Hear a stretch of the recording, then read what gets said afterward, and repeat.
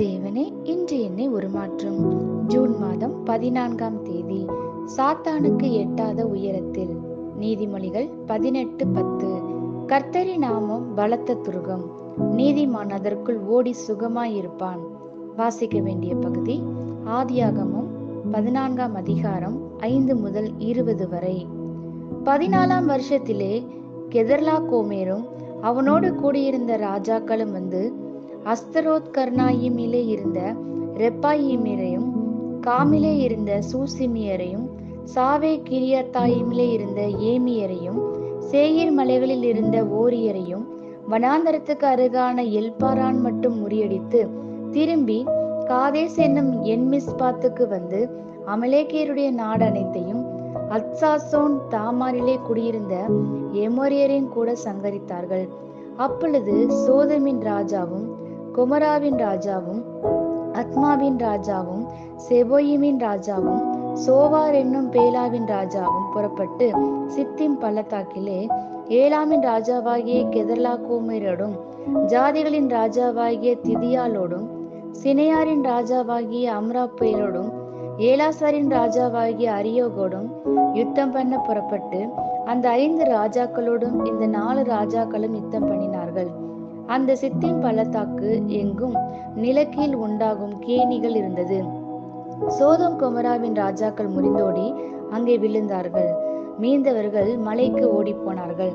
அப்பொழுது அவர்கள் சோதோமிலும் கொமராவிலும் உள்ள பொருள்கள் எல்லாவற்றையும், போஜன பதார்த்தங்கள் எல்லாவற்றையும் எடுத்துக்கொண்டு போய்விட்டார்கள். ஆபிராமின் சகோதரனுடைய குமாரனாகிய லோத்து சோதோமிலே குடியிருந்தபடியால் அவனையும் அவன் பொருட்களையும் கொண்டு போய்விட்டார்கள். தப்பி ஓடின ஒருவன் எபிரேனாகிய ஆபிராமினிடத்தில் வந்து அதை அறிவித்தான். ஆபிராம் தன்னோடு உடன்படிக்கை செய்திருந்த மனிதராகிய எஸ்கோலுக்கும் ஆனேருக்கும் சகோதரனாகிய மம்ரே என்னும் எமோரியனுடைய சமபூமியிலே அப்பொழுது குடியிருந்தான்.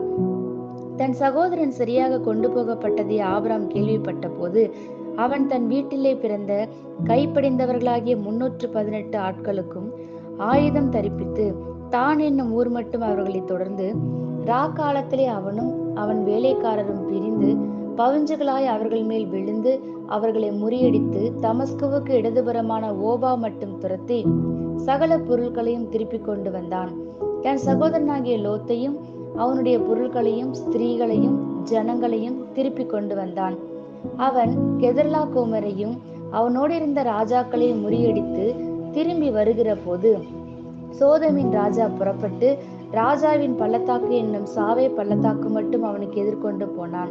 அன்றியும் உன்னதமான தேவனுடைய ஆசாரியனாய் இருந்த சாலமின் ராஜாவாகிய மெல்கிசேதேக்கு அப்பமும் திராட்சரசமும் கொண்டு வந்து அவனை ஆசீர்வதித்து, வானத்தையும் பூமியையும் உடையவனாகிய உன்னதமான தேவனுடைய ஆசீர்வாதம் ஆபிரகாமுக்கு உண்டாவதாக, உன் சத்துருக்கள் உன் கையில் ஒப்பு கொடுத்த உன்னதமான தேவனுக்கு ஸ்தோத்திரம் என்று சொன்னான்.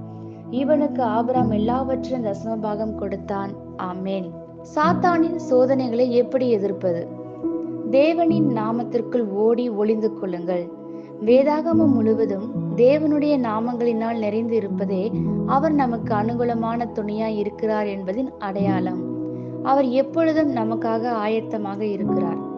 அவருடைய ஒவ்வொரு நாமமும் அவர் எப்படி இருக்கிறேன் என்று வாக்கு பண்ணினாரோ அப்படிப்பட்ட வாக்கு தத்தங்கள். எவ்வளவு மகிமையான ஒரு காரியம்! ஒவ்வொரு நாமமும் பிசாசின் கோட்டைக்கு எதிராக பயன்படுத்தக்கூடிய போர் ஆயுதங்கள். சந்தோஷம், கவலை, பயம் என்று பல காரியங்களின் வடிவத்தில் பிசாசு நமக்கு சோதனைகளை கொண்டு வருவான். எப்படிப்பட்ட சவால்கள் வந்தாலும் அந்த சூழ்நிலைகளுக்கு ஏற்ற ஒரு நாமத்தின் மூலம் தேவன் தம்மை வெளிப்படுத்தி இருக்கிறார். தேவைகளின் நடுவே நீங்கள் தத்தளித்துக் கொண்டிருக்கும் போது அவர் யெகோவா ஈரேவாக இருக்கிறார். வியாகுலத்தில் வாடி இருக்கும் போது அவர் யெகோவா ஷாலமாக இருக்கிறார். தனிமை உங்களை வாட்டும் போது அவர் யெகோவா ஷம்மாவாக இருக்கிறார். பாவம் உங்களை கவர்ந்து இழுக்கும் போது அவர் யெகோவா மக்காதேஷாக இருக்கிறார். குற்ற உணர்வும் சுயவெறுப்பும் உங்களை உள்ளிருந்து வாட்டும் போது அவர் யெகோவா ராஃபாவாக இருக்கிறார். யெகோவா ரூவா தன் ஜீவனையும் எல்லாவற்றையும் உங்களுக்காக தந்தளின நல்மெய்ப்பராய் இருக்கிறார்.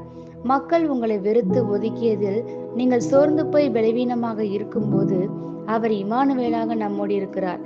அவர் இயேசு, ஜீவனுள்ள தேவனின் குமாரன், உங்கள் இரட்சகர். இந்த நாமங்களை நீங்கள் பயன்படுத்தி அவரை ஆராதிக்கும் போதும் அவரை நம்பும் போதும், நம்புவது என்பது முழுமையாக அவரை சார்ந்திருப்பதாகும்.